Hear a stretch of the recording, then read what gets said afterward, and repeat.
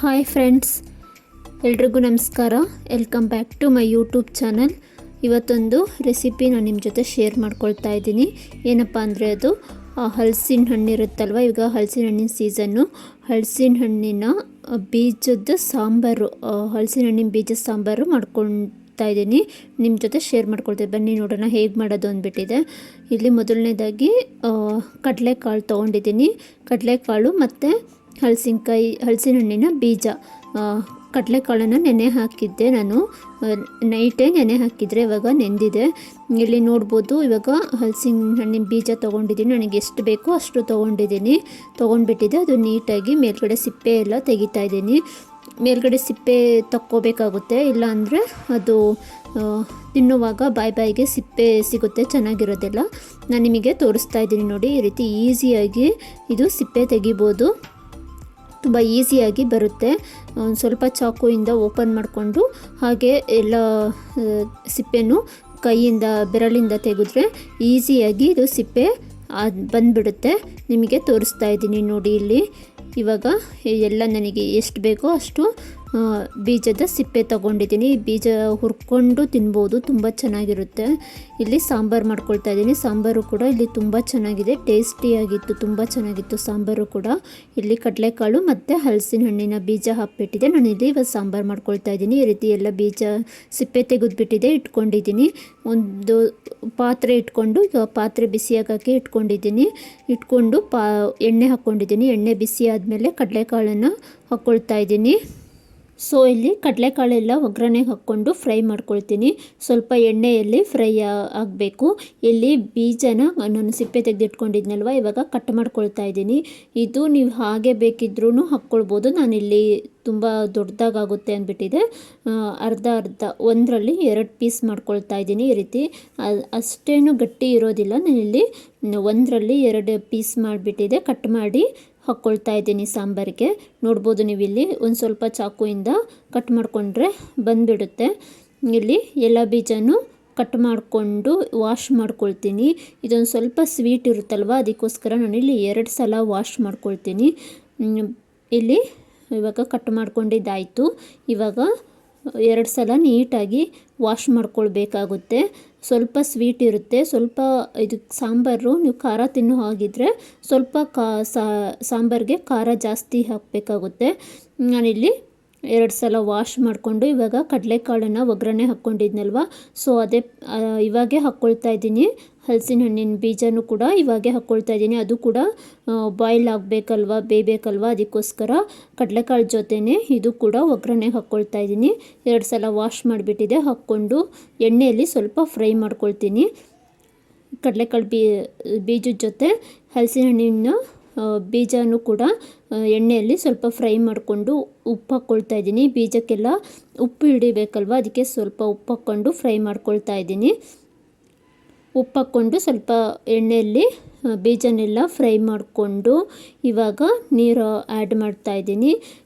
ಎಷ್ಟು ಬೇಯಿಸೋದಕ್ಕೆ ಎಷ್ಟು ನೀರು ಬೇಕೋ ಅಷ್ಟು ನೀರು ಹಾಕ್ಕೊಂಡು ಲಿಟಲ್ ಕ್ಲೋಸ್ ಮಾಡಿಬಿಟ್ಟಿದೆ. ಇದು ಬಾಯ್ಲ್ ಆಗೋಕ್ಕೆ ಬಿಡ್ತೀನಿ. ಅದು ನೀಟಾಗಿ ಕಾಳು ಬೀಜ ಎಲ್ಲ ಬೇಯಬೇಕು, ಬಾಯ್ಲ್ ಆಗಬೇಕು. ಸೊ ಬಿಟ್ಬಿಟ್ಟಿದೆ. ಈ ಕಡೆ ಮಸಾಲೆನ ಹುರ್ಕೊಳ್ತಾ ಇದ್ದೀನಿ. ಒಂದು ಬಾಣಲೆ ಇಟ್ಕೊಂಡು ಅದಕ್ಕೆ 2 ಈರುಳ್ಳಿ ತೊಗೊಂಡಿದ್ದೀನಿ, ಮತ್ತು ಬೆಳ್ಳುಳ್ಳಿ, ಶುಂಠಿ 1 ಇಂಚ್ ಆಗೋಷ್ಟು ಶುಂಠಿ ತೊಗೊಂಡಿದ್ದೀನಿ. ಸ್ವಲ್ಪ ಹುರ್ಕೊಳ್ಬೇಕು, ಎಣ್ಣೆ ಹಾಕ್ಕೊಂಡು ಹುರ್ಕೊಂಡ್ಬಿಟ್ಟಿದೆ. ಇದಕ್ಕೆ ಚಕ್ಕೆ ಲವಂಗ ಹಾಕ್ಕೊಳ್ಬೇಕಾಗುತ್ತೆ. ಸೊ ಇವಾಗ ಚಕ್ಕೆ ಲವಂಗ ಹಾಕ್ಕೊಂಡು ಇದ್ರ ಜೊತೆ ನಾನು ಚಕ್ಕೆ ಲವಂಗನೂ ಹಾಕಿ ಹುರ್ಕೊಂಡ್ಬಿಡ್ತೀನಿ. ಚಕ್ಕೆ ಲವಂಗ ಹಾಕಿ ಹುರ್ಕೊಂಡು ಇವಾಗ ಮೆಣಸಿನ್ಕಾಯಿ ಆ್ಯಡ್ ಮಾಡ್ಕೊಳ್ತಾ ಇದ್ದೀನಿ. ನಿಮಗೆ ಖಾರಕ್ಕೆ ಎಷ್ಟು ಬೇಕು ನೋಡಿ ಅಷ್ಟು ತೊಗೊಳ್ಳಿ. ನಾನಿಲ್ಲಿ ಒಂದು 4 ಮೆಣಸಿನ್ಕಾಯಿ, ಗುಂಟೂರು ಮೆಣಸಿನ್ಕಾಯಿ ಮತ್ತು ಬ್ಯಾಡಗೆ ಮೆಣಸಿನ್ಕಾಯಿ 2 ಸೇರಿಸ್ಬಿಟ್ಟಿದೆ. ಒಂದು 5-6 ಮೆಣಸಿನ್ಕಾಯಿ ತೊಗೊಂಡಿದ್ದೀನಿ.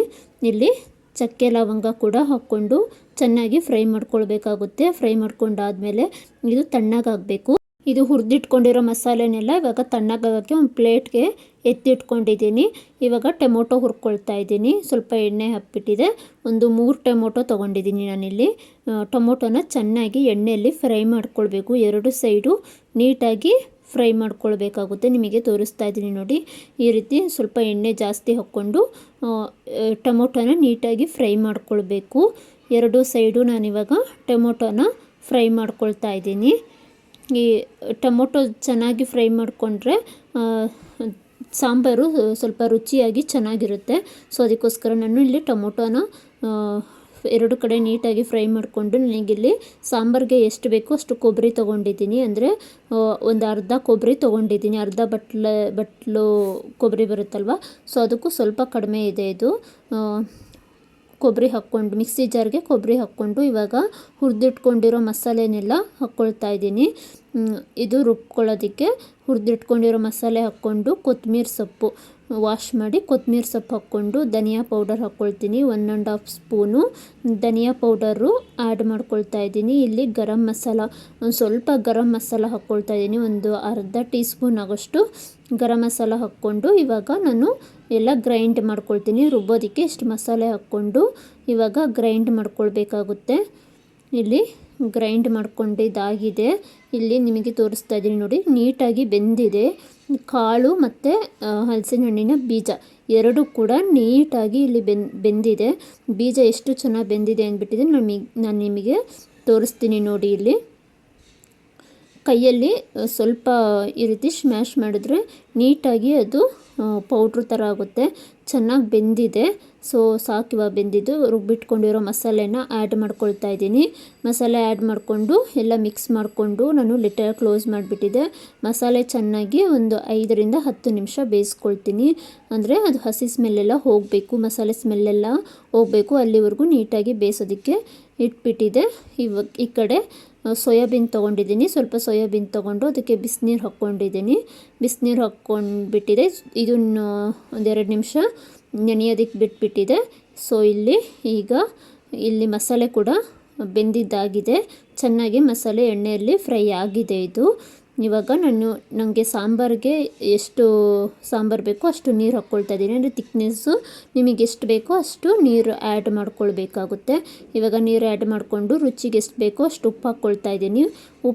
ಉಪ್ಪು ಮೊದಲೇ ಹಾಕಿದ್ದೀರ ನೋಡಿ, ಸ್ವಲ್ಪ ಉಪ್ಪು ಹಾಕ್ಕೊಳ್ಬೇಕು. ಇವಾಗ ಇಲ್ಲಿ ಸೋಯಾಬೀನು ನೆಂದಿದ್ದಾಗಿದೆ. ಈಗ ಮತ್ತೆ ಆ ನೀರನ್ನು ಚೆಲ್ಬಿಟ್ಟಿದೆ. ಮತ್ತು ತಣ್ಣೀರು ಹಾಕ್ಕೊಳ್ತೀನಿ. ಇನ್ನೊಂದು ಸರಿ 2 ಸಲ ವಾಶ್ ಮಾಡಿಬಿಟ್ಟಿದೆ. ನಾನಿವಾಗ ಹುರ್ಕೊಳ್ತಾ ಇದ್ದೀನಿ. ನೋಡ್ಬೋದು ಇಲ್ಲಿ ಕೈಯಿಂದ ಈ ರೀತಿ ಪ್ರೆಸ್ ಮಾಡಿದ್ರೆ ನೀರೆಲ್ಲ ಆಚೆ ಬರುತ್ತೆ. ನೀಟಾಗಿ ಪ್ರೆಸ್ ಮಾಡಿಬಿಟ್ಟಿದೆ. ಇದು ಡ್ರೈ ಮಾಡಿ ಒಂದು ಬಾಣಲೆಗೆ ಹಾಕ್ಕೊಂಡು ಅದು ಸ್ವಲ್ಪ ಎಣ್ಣೆ ಹಾಕ್ಕೊಂಡು ನೀಟಾಗಿ ಫ್ರೈ ಮಾಡ್ಕೊಳ್ಬೇಕು. ಚೆನ್ನಾಗಿ 1-2 ನಿಮಿಷ ಫ್ರೈ ಮಾಡ್ಕೊಳ್ಬೇಕಾಗುತ್ತೆ. ಎಣ್ಣೆ ಹಾಕಿಬಿಟ್ಟಿದೆ. ಫ್ರೈ ಮಾಡಿಕೊಂಡು ಇವಾಗ ಈ ಕಡೆ ಸಾಂಬಾರು ಕುದೀತಾ ಇದೆ. ಸಾಂಬಾರು ರೆಡಿ ಆಯಿತು. ಇವಾಗ ಲಾಸ್ಟಲ್ಲಿ ಸೋಯಾಬೀನ್ ಹಾಕ್ಕೊಳ್ತಾ ಇದ್ದೀನಿ. ಸೋಯಾಬೀನ್ ಹಾಕಿದ್ರ ಮೇಲೆ 1-2ರಿಂದ 3 ನಿಮಿಷ ನೀವು ಸಾಂಬಾರು ಬೇಯಿಸ್ಕೊಂಡ್ರೆ ಸಾಕು. ಸೊ ಸಾಂಬಾರು ರೆಡಿ ಆಗುತ್ತೆ. ಇಲ್ಲಿ ಇವಾಗ 1-2ರಿಂದ 3 ನಿಮಿಷ ನಾನು ಸಾಂಬಾರನ್ನು ಕುದಿಸ್ಕೊಳ್ತೀನಿ. ನೋಡ್ಬೋದು ನೀವು ಇಲ್ಲಿ ಸಖತ್ತಾಗಿದೆ. ಸಾಂಬಾರು ಮಾತ್ರ ತುಂಬ ಚೆನ್ನಾಗಿದೆ. ಹಲಸಿನ ಹಣ್ಣಿನ ಬೀಜದಲ್ಲಿ ಪಲ್ಯನೂ ಮಾಡ್ತಾರೆ ಮತ್ತು ಇನ್ನು ವೆರೈಟಿಯಾಗಿ ಪಲ್ಯಗಳು ಸಾಂಬಾರೆಲ್ಲ ಮಾಡ್ತಾರೆ. ಸೊ ನಾನಿಲ್ಲಿ ನಾವು ಯಾವ ರೀತಿ ಮಾಡ್ಕೊಳ್ತೀವಿ ಅಂದ್ಬಿಟ್ಟಿದೆ ನಾನು ನಿಮಗೆ ತೋರಿಸ್ತಾ ಇದ್ದೀನಿ. ಸಾಂಬಾರು ತುಂಬ ಚೆನ್ನಾಗಾಗಿತ್ತು, ತುಂಬ ಟೇಸ್ಟಿಯಾಗಿತ್ತು ಸಾಂಬಾರು. ನೀವು ಕೂಡ ಒಂದು ಸಲ ಟ್ರೈ ಮಾಡಿ. ಇಲ್ಲಿ ನೋಡಿ ಸಾಂಬಾರು ರೆಡಿ ಆಯಿತು. ನಿಮಗೆ ತೋರಿಸ್ತಾ ಇದ್ದೀನಿ ನೋಡಿ. ಇಲ್ಲಿ ಸಾಂಬಾರು ಕೂಡ ರೆಡಿ ಆಯಿತು. ಯಾರೆಲ್ಲ ನನ್ನ ವಿಡಿಯೋ ನೋಡ್ತಾ ಇದ್ದೀರಾ ಪ್ಲೀಸ್ ಸಬ್ಸ್ಕ್ರೈಬ್ ಮಾಡ್ಕೊಂಡು ನೋಡಿ. ಯಾರಿಗೆಲ್ಲ ವಿಡಿಯೋ ಇಷ್ಟ ಆಯಿತು ಅಂದ್ಬಿಟ್ಟಿದೆ ಕಮೆಂಟಲ್ಲಿ ತಿಳಿಸಿ. ಈ ವಿಡಿಯೋ ಇಷ್ಟ ಆಗಿದ್ದರೆ ಒಂದು ಲೈಕ್ ಕೊಡಿ. ಪ್ಲೀಸ್ ಸಬ್ಸ್ಕ್ರೈಬ್ ಮಾಡಿಕೊಂಡು ವಿಡಿಯೋನ ನೋಡಿ.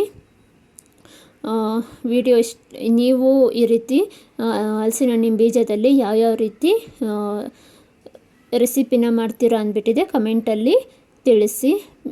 ವಿಡಿಯೋ ಇಷ್ಟ ಆಗಿದ್ದರೆ ಲೈಕ್ ಕೊಡಿ, ಸಬ್ಸ್ಕ್ರೈಬ್ ಮಾಡಿಕೊಂಡು ವಿಡಿಯೋನ ನೋಡಿ. ಇದೊಂದು ಲಾಗ್ ಆಗಿತ್ತು. ಸೊ ಇವತ್ತಿನ ಲಾಗು ಹಲಸಿನ ಹಣ್ಣಿನ ಬೀಜದಲ್ಲಿ ನಾನಿವತ್ತು ಸಾಂಬಾರು ಮಾಡ್ಕೊಂಡಿದ್ದೆ. ಇದು ರೊಟ್ಟಿ, ಚಪಾತಿ, ಮುದ್ದೆ, ಅನ್ನ ಎಲ್ಲದಕ್ಕೂ ಚೆನ್ನಾಗಿರುತ್ತೆ.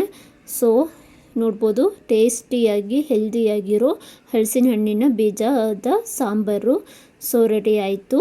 ನೀವು ಕೂಡ ಒಂದ್ಸಲ ಟ್ರೈ ಮಾಡಿದ್ರೆ ಹೇಗೆ ಬಂದಿತ್ತು ಅಂದ್ಬಿಟ್ಟಿದೆ ಕಮೆಂಟಲ್ಲಿ ತಿಳಿಸಿ. ಸೊ ಇಷ್ಟ ಆಗಿತ್ತು ಇವತ್ತಿನ ವಿಡಿಯೋ. ಸಿಗ್ತೀನಿ ನೆಕ್ಸ್ಟ್ ಲಾಗಲ್ಲಿ. ಅಲ್ಲಿವರೆಗೂ ಟೇಕ್ ಕೇರ್.